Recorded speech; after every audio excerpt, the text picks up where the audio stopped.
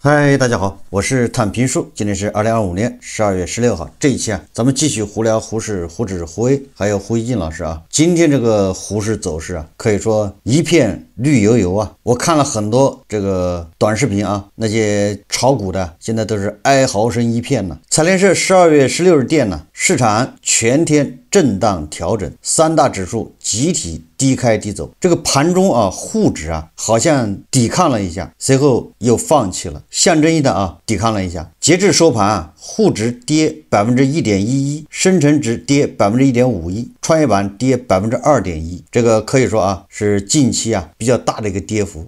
成交量呢，滬深兩市是 1.72 萬億，比上個交易日少了幾百億，這個量不大也不小啊。那今天是一個普跌的狀況下跌的是4237家，上漲的是872家，可以說這個對這個金融投資者來說打擊不小啊，給投資者帶來了一波這個寒冬裡面的又一盆冷水啊。最主要的是過去很多強勢板塊現在都在補跌。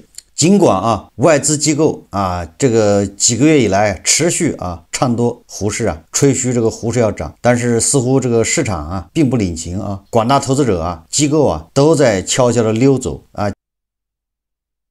今天流出將近900億，也就是說他們心知肚明，知道沒有什麼故事可講，整個市場沒有什麼亮點。你講科技股，這個科技股現在簡直讓人笑掉大牙。從實際來講，對吧？它也不賺錢，沒什麼利潤。從講故事這兒來講呢，一方面這故事好像要破了，因為在美股這個 AI 泡沫擠泡沫已經好像第二輪了。甲骨文引起的這個暴跌現在是第二輪暴跌，就是機構投資者懷疑這個美股這個人工智能有泡沫，大家都像驚弓之鳥一樣。那這個就傳染到了胡適所以胡適講這種人工智能的故事的算力，對吧？芯片 GPU 的都受影響，何況对吧？胡適這些科技公司都還沒有能盈利的，或者就盈利都是可以忽略不計的，純講故事，但是故事還講不好，所以這個容易露怯呢容易被打出原形。你得有多大的膽才敢往裡衝所以在這種情況下你其他的也看不到亮點，很多所有的炒作都是2-3天就結束，有的時候就1天就結束。這個板塊輪動太快，電風扇行情，所以這個金融投資者很難賺到錢，對吧？前不久有券商透露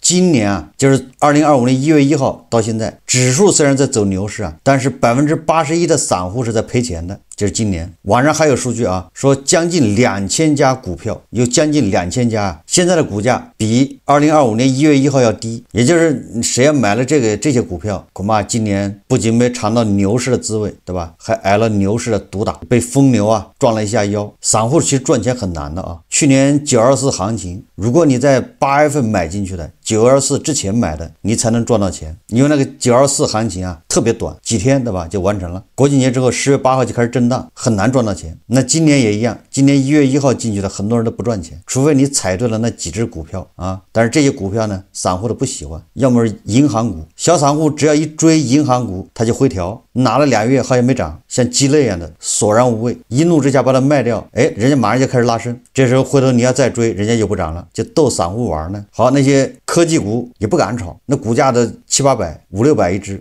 這些就那些機構在裡面作妖，只好炒那些什麼呢？炒那些概念股，對吧？那垃圾股沒有辦法，很多股票對吧還在創新低。這就是我一直說的指數可以走牛市和散戶賺錢它是兩件事，對吧？這是我不厭其煩的，每次在節目裡面都要嘮叨幾句的。就是指數可以走牛市，但是你賺錢那是兩個概念。就像現在對吧，咱們經常公布的人均可支配收入漲了 5%， 对吧？ GDP 5%，這個也是漲了，那個也是漲，但是你回去看看你的這個存折錢多了嗎？一個意思這個牛市走了10幾個月你差不多現在也從去年9月算起，現在14個月、15個月了，但是有多少散戶在這15個月裡面是開心的？我看大部分都在後悔都悔不該當初，對吧？進來買股票，以為是投資，後來發現是投機，以為是投機後來發現是詐騙，以為是詐騙呢，後來又發現它是搶劫，最後對吧？認知提高了。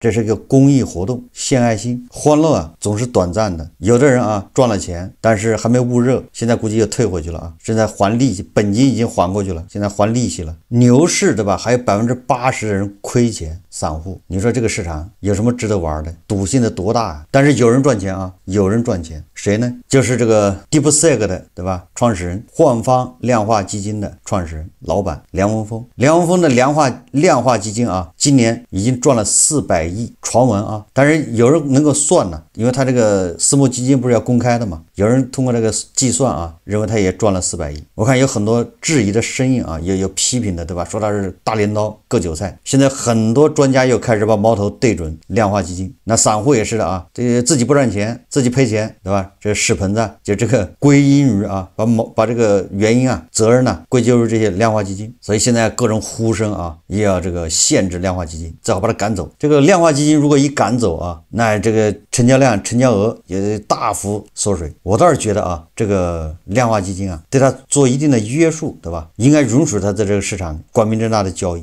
对吧？这些韭菜的錢呢，這些所謂的金融消費者的錢，你要不把它割乾淨，他總會放在手上會滋事啊。這些金融消費者總以為自己啊，對吧？是天才，是這個，對吧？還沒有成名之前的巴菲特，遇風便化龍啊，對吧？所以就需要這些大型的鐮刀啊，進去把它割乾淨，割了沒錢了，根本上啊，把這些散戶啊給解決掉。這個行情，這個量化基金是賺錢的。實際上啊，無論是牛市還是熊市，量化基金都賺錢。他們賺錢跟你牛市、熊市沒關係，他就需要韭菜。你只要願意交易，你一定是在送錢給他，因為你，對吧？人家是降維打擊啊，無論是物理條件還是，對吧？軟件、硬件還是它的算法、算力，對吧？跟散戶呢差着多少個維度啊？現在這個指數啊，離4000點越來越遠了，關鍵是找不到上漲的理由啊。剛才說了啊，如果說科技股領漲，那科技股怎麼領漲呢？也講個什麼故事呢？這個摩爾縣城是跑步上市，開了綠燈，結果他上市之後幹什麼呢？對吧？把募集來的錢，人家倒好，存銀行了。這我是天天號召，對吧？咱們牛馬韭菜，你辛辛苦苦賺點錢，對吧？你攢的錢你存銀行，不要被別人騙。這好嗎？這上市公司募集來錢，他也存銀行，你說怎麼弄？這個錢本來是，對吧？他募集來是要做研發的，都有用處的。就是他 IPO 的時候啊，商業計劃那個他那個募集這個資金用途的時候，他寫的很詳細啊。對，比如說這10個億是用來幹什麼，那5個億用來幹什麼，對吧？還有留幾個億做流動資金，寫的很清楚的。結果現在人家錢一到手，不好意思吃利息，就問你服不服吧？你看这就是科技公司，你看这是寄予厚望的啊，中國的英偉達。這還沒完呢，對吧？這個既然你真這麼幹，那別的科技公司也不傻呀。所以你看啊，航網啊，寒武紀人家也耍花活，對吧？就你會財技是嗎？所以你看啊，這個寒武紀啊，12月15號晚上發了個公告，公司擬使用27.78億資本公積金彌補累計虧損。公司於2025年11月28日、2025年12月15日分別召開第3屆董事會第一次會議。2025年第2次臨時股東會審議通過了關於使用公積金彌補虧損的議案。根據天健會計師事務所為公司出具的2024年度審計報告，截至2024年12月31日，母公司財務報表累計未分配利潤為負的27.78億元，盈餘公積期末餘額為0元，資本公積期末餘額為96.25億元。我給大家翻譯一下啊，就說的比較通俗一點，就是這個寒武紀這個財務報表啊，它不同的科目裡面啊，資本公積這裡面有96億。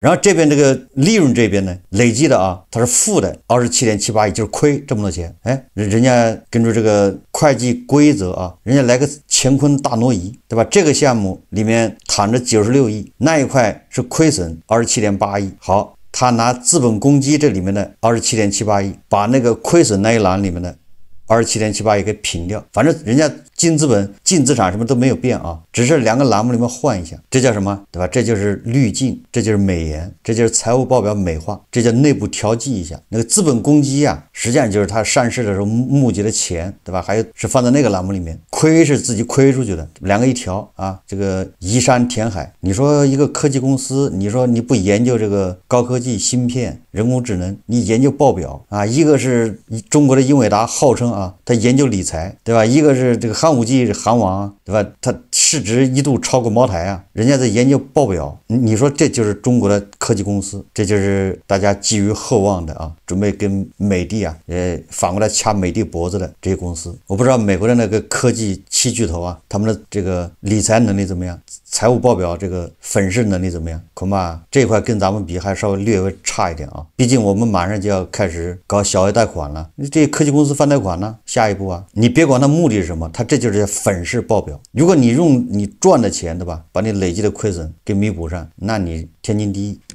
一個廚子，對吧，不研究菜譜，他研究兵法，對吧？一個芯片公司，他不研究芯片，他研究理財，還有一個研究財務報表。我們再看啊，第一財經日報報道說，好消息來了啊，廣大金融消費者也不要緊張，援軍馬上就到啊。什麼援軍呢？說32萬億中長期定存明年到期，存款搬家有望持續。前11個月非銀存款同比多增9800億。央行披露的最新金融數據表示，11月人民幣存款增速顯著放緩，居民、企業、財政及非銀存款全面同比減少，其中非銀存款僅增加800億元，同比少增1000億元，繼9月之後再度出現同比少增。在受訪人士看來，在存款向股市搬家這一趨勢假設下，非銀存款的波動是資本市場波動的結果，預計後續還將延續高波動趨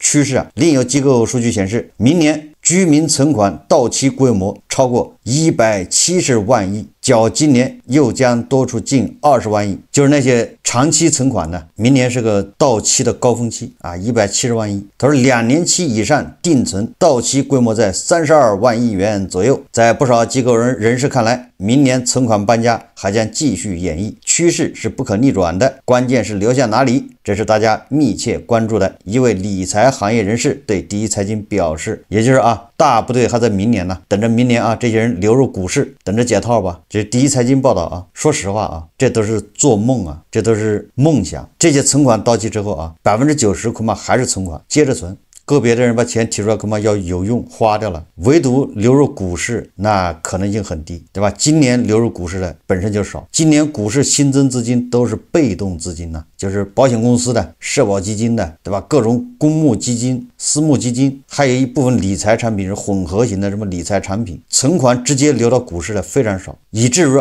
今年這個所謂的指數牛市，大家都體會不到啊，跟前兩個牛市啊那差遠了啊，前兩個牛市啊。你走錯路都能聽到人家聊股票，而且大家都是興高采烈的，都是賺多賺少的問題，還沒聽誰說賠錢。當然了，在牛結束之前啊，那每個人都很開心啊，對吧？臉上洋溢着幸福的笑容，感覺未來，对吧？馬上就要這個財富自由了。你抓住一個漲停板都不好意思跟人打招呼，人家一說都是連着4、5個漲停的。你看現在呢，動不動網上都是哀嚎之聲呢，身邊談論股票的很少，也就是說居民啊根本就沒有把存款搬出來放股市裡面，還是原來的那幫人在裡面。對吧？就是過去的那些人被套的人在裡面折騰，就像那個建功爺叔一樣的。新股民少，不是說沒有啊，很少，也有進去的，現在正在挨打嗎？正在後悔啊。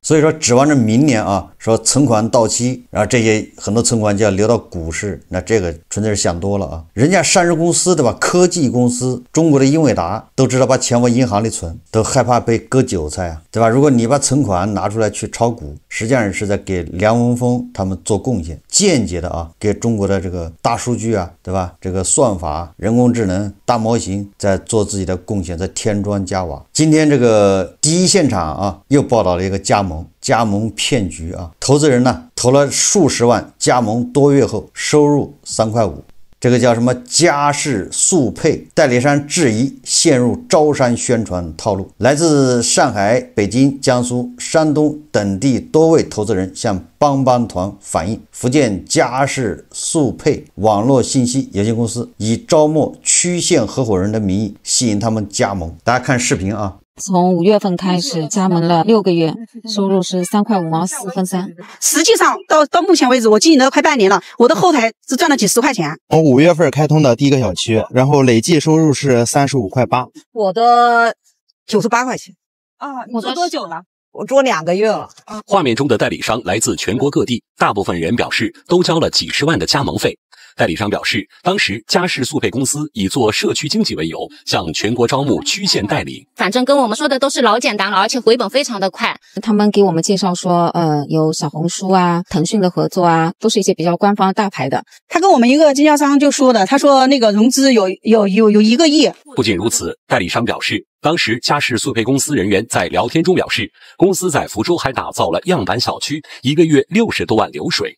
他講的樣板小區承諾說1個月已經有幾十萬的流水了，一個小區管家下來1個月都能賺幾十萬，最少也都是大幾萬，所以我聽信了這些人的話，然後我就加盟了嘛，相信了。採訪當天，記者發現這些代理商手上並沒有多少證據，大部分都是靠業務員口頭宣傳就相信了。由於收益和他們預期比相差太多，大家開始多方求證公司前期宣傳的內容，越了解大家心裡越沒底。懷疑到了他們的公司那個打造的樣板小區就真實性。我們去了以後，我們進去採訪了很多的用戶，他們根本就不知道有這個 APP， 所以我們就懷疑了它的後台數據的真實性。你們也有去找小紅書或者高德什麼的去求證？我們找這些的官方求證说到底有沒有跟嘉士速配合作，查下來都是沒有的。经过核实，您所说的这个公司我们并没有核实到是跟咱们平台一起組織線下宣講。您這個情況的話，應該就是屬於我們剛剛說的這種宣傳組織虛假線下招商非法活動。來現場的代理商表示，他們除了看到公司的宣傳外，還有一部分是被其他代理商的說辭吸引加入的。因為每拉一位代理商加盟，他們也能得到返用，但實際上代理商口中的內容真假難辨。為什麼那些代理商我去考察的時候，他們會給我說盡好話，然後他還教我怎麼說，就是騙那些考察的人，然後讓我們去拿這個返佣嘛。大家一起就是聊了這個事情，都感覺好像上當受騙了。這個最早的時候給我們的承諾完全是假的，所以說我感覺到這個公司可能有問題。我們現在訴求讓他就是全款退我們加盟費。針對代理商的質疑，記者也來到福建嘉士速配網絡信息有限公司了解。你說你們被什麼舒泊爾集團、大洋經典百貨有1個億的融資，這個能看一下嗎？這些是我的內部商業機密，我沒有義務對外披露。那他們作為合夥人能看嗎？理解嗎？加盟商能看嗎？我們沒有義務做對外的披露。你們的不是機密，為什麼呀？因為你們告訴我們每一個經銷商那個合作夥伴。針對楊姓工作人員提及，樣板小區1個月就有60多萬流水，並給出了小區的定位的內容，記者也向公司核實真實性。福州的樣板小區是哪一個小區？我們本來就有示範小區啊，在幸福社區。你們的這個銷售對外講說，你說的這個樣板小區1個月有60多萬的流水，我們這個流水能看一下嗎？第一說你要看我的演示信息，我可以給你看。樣板小區當時跟我們招商會的時候說，他們現在已經在做了，他們現在已經有小區管家了，那些數據都是真實的。現在告訴我那些只是模擬的，那這不是欺騙嗎？虛擬的數據為什麼要用來招商？演示數據的說法讓在場的代理商都無法接受，而記者也來到該小區觀察，詢問了將近20位居民，都不知道小區裡的這個嘉士速配服務站，也沒用過該軟件。你們用過這個嘉士速配的 APP 或者小程序嗎？沒有，就沒用過這個軟件。真的？沒有。沒有。還是用大米牌的？有沒有聽過？沒有。嘉士速配？沒聽說過。沒聽說過，我們沒聽說過，聽都沒聽說過。然後你說會很賺錢，這個的話還是設計。經過一番查找，記者在這個快遞驛站所在場所找到了嘉士速配服務站的辦事點。從前期一些宣傳視頻可以看到，裡面人頭攒動，但記者到來時只擺了一張桌子。記者也向快遞驛站工作人員了解情況。我以為他這個驛站做的，不是核對的那個。人做的，因為我經常在那邊。好，跟你們開驛站沒關係。合開，對，他做他的，我們做。當天，嘉士速配服務站無人值守，唯一的聯繫電話也被黑色筆塗抹。記者輾轉聯繫該電話後，胡經理卻表示他早已離職。那你們全國有這麼多個加盟商、代理商的情況下，有沒有加盟商有1-2個月能回本的？2個月能給我們提供這些人的信息嗎？我為什麼要給你提供？從記者走訪來看，這個嘉士速配服務站工作人員口中的樣板小區具體經營如何，蒙上了一層紗。隨後，針對這名工作人員的宣傳內容，記者進一步找到公司核實。這個是你們的員工吧？對不對？他為什麼會讓代理商去跟其他的想要加盟的人說，做起來了就跟美團代理商一樣躺賺？你讓這個張女士這樣說，張女士她根本沒有躺賺啊，她半年了才收益40多塊錢，你說躺賺？我現在不跟你，我現在不跟你來去做這種具體這個。代理商們說，他們看重公司人員宣傳的業務內容，相信其中的前景廣闊，所以才願意加盟共同創業。但公司如果沒有規範好招商業務，業務人員不切實際宣傳，一旦謊言破裂，他們也對公司產生了信任危機。我們現在懷疑他們就是招商的那些東西都是虛假的。我們今天來提的問題，他全部都說沒有義務回答。那對於我們合夥人的保證在哪裡呢？那讓我們如何相信他呢？目前已有部分代理商向公安機關報案，對於此事进展，帮忙记者也将持续关注，也希望嘉实速配公司能够认真对待代理商们的诉求，合法合规经营。最後，帮忙团也提醒大家，任何投資都有風險，沒有穩賺不賠的買賣。在加盟前，務必認真核查企業資質與宣傳內容，不要輕信口頭宣傳，謹防上當受騙。就這個事啊，他們十有八九啊是自認倒霉。我可以這麼負責任的說啊，他這個事情報警也沒有用，警察管不了，這個是妥妥的民事糾紛。就像你買房了啊，買房的時候開發商說啊，那些銷售說啊，這個房子要漲價，不會跌的，以後那個哪個什麼啊學校要搬過來，這變成學區房，一大堆許諾。等到你房一買，過2月房價掉了，然後這個時候你去鬧事，這時候你去維權，沒用的啊，你去報警，警察管不了，你只能什麼呢？你只能打官司，民事訴訟告他。你告他有什麼用啊？告他也不一定能告得贏。所以這些投資者啊，那只能是自認倒霉吧，交學費啊，就是為自己的貪婪，為自己的愚昧交學費，認了吧，對吧？在這個大環境下，還想着做夢交點錢，加盟個什麼東西，然後躺在那賺錢，這不是想多了嗎？這和那些人拿着錢去炒股不是一個邏輯嗎？哎，他這個還不如去炒股，對吧？炒股好歹還學點知識啊，對吧？地緣政治最前沿的科技，對吧？國家政策、行業這個政策那是如數家珍，美聯儲加息還是降息，對吧？美國的勞工數據那都得分析啊，比美國人還清楚。哎，咱們的隨便一個股市的股民啊，就咱們湖市的一個股民，絕對比美國人，比很多美國人對美國的了解。哎，美國人自己恐怕都不知道勞工數據是幹啥用的，很多美國老百姓他怎麼會關心這個呢？但是咱們的，哎，你要炒股的話，你就得了解，你就得學習研究。我看好多炒房的那個房吹，天天都盯着美國那個什麼加息還是降息，這美國人自己恐怕都沒這麼敏感。第二個啊，就這些人難道真的是就那麼冤枉嗎？是不是啊？他們很多人都是你騙我，我騙你，對吧？他騙來的這個什麼代理商、加盟商，他還有提成，這不就跟傳銷一樣嗎？老鼠會拉人頭嗎？就這個時候還能輕信啊，加個什麼東西能賺錢？你連成為茅台經銷商你都賺不了錢了，都在賠錢。你搞個什麼奔馳、寶馬 4S 店你都賠錢。哎，一個小區一個月能有60萬的流水，那是什麼配送業務啊？除非那個地方是電商這個集散地差不多。所以這些人就是貪欲啊，這絕對是貪欲啊，蒙蔽了自己眼睛。不過有一點啊，就是經濟不好的時候，各種騙局啊會越來越多，騙局之間也會捲，也會升級換代，對吧？那麼稍微你只要有點想法，你有點不切實際的想法，你就容易上當受騙。這樣的話呢，會導致那些老老實實把錢存銀行的躺贏，因為其他人被割掉了嘛，對吧？存銀行的你啥也不幹，你就存在那，死存在那兒，你最後對吧？只有你能堅持到最後啊，堅持到天亮，堅持到經濟好起來。哎，這些有想法的，你看身上有3瓜2棗的，全部被割得乾乾淨淨，還要割啊？你看這個騙局是不是越來越多啊？不是說經濟越不好，騙子啊就少了，不是這樣子，騙子反而越來越多。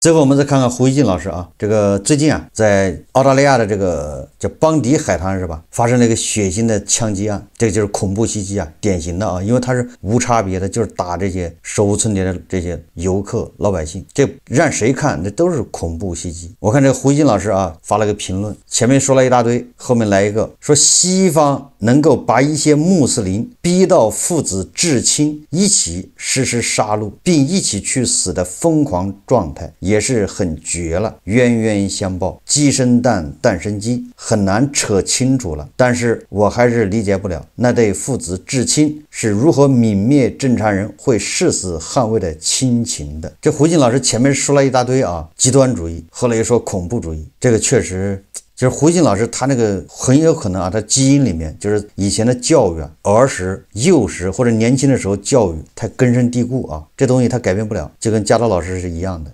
对吧？他的評論啊，上来先貼個標籤叫西方能夠把一些穆斯林逼到父子之親，也就是他天然的，他一評論，馬上他就無意中就制造一個對立，就是這是本來跟大國沒有關係的啊，是不是啊？跟大國有什麼關係啊？跟大國人也沒關係，咱們就是痛斥這種啊恐怖主義。結果他的評論一下就啊矛盾轉移，來個西方，那對應的就是東方嘛，或者是大國，對吧？一般都這麼叫嘛，這不是拉仇恨嗎？就是這些啊，這些這個怎麼說呢？所謂的正能量啊，他們的一項技能，把這個跟自己其實沒關係的事情，他非要扯到自己頭上，那個髒水啊引到自己頭上，然後呢再來痛罵這個對方，對吧？一開始他就制造一個對立，東西方对立，實際上這個是一個極端組織或者叫極端勢力、極端主義跟對吧普通人的一個對立，這玩意兒不分國界，不分什麼東方西方，他非扯個這個。就是按照胡锡進老師這個評論啊，這個調調啊，前不久不是發生在哈薩克斯坦，有一個國家在哈薩克斯坦那個金礦還有這個修路啊，被這個阿富汗的恐怖分子襲擊了嘛，死了好幾個人啊，哪個國家咱就不說了啊。好，按照這個胡锡進老師說法啊，某國能夠把一些穆斯林逼到啊跨境，就跨境啊，他從阿富汗跨到塔吉克斯坦，實施殺戮並一起去死的瘋狂狀況，也是很絕了。就我問胡锡進老師能不能受得了？就你這個評論，這就是為什麼啊胡锡進老師、加特老師他們那麼擁護啊塔利班，這個叫什麼哈馬斯，他就無條件支持啊，给他們封聖，為他們吶喊張揚，這就是他們的底色。沒有是非啊，只有立場。胡锡進老師解釋一下，某國是怎麼把一些這個阿富汗的塔利班給逼到了跨境，對吧？實施這個恐怖襲擊的，你給解釋一下。所以說，這個從這一點看啊，這胡锡進老師他是骨子裡面還是帶有那種壞。但是骨子裡面呢，他這個就是無意中帶出來的，成為一個思維定式。為什麼說胡锡進老師呢？因為他所有的評論啊，海外媒體是盯着的，海外媒體他就把這個當作是咱們中國人的一種思維，一個畫像，他代表了我們。因為他胡锡進的聲量大啊，聲音大，外國人認為中國人都是這樣，分不清是非，顛倒黑白。好，這期節目咱們就聊到這裡，感謝大家收看。如果喜歡我的節目，歡迎訂閱、轉發，也可以在下方留言評論，謝謝大家。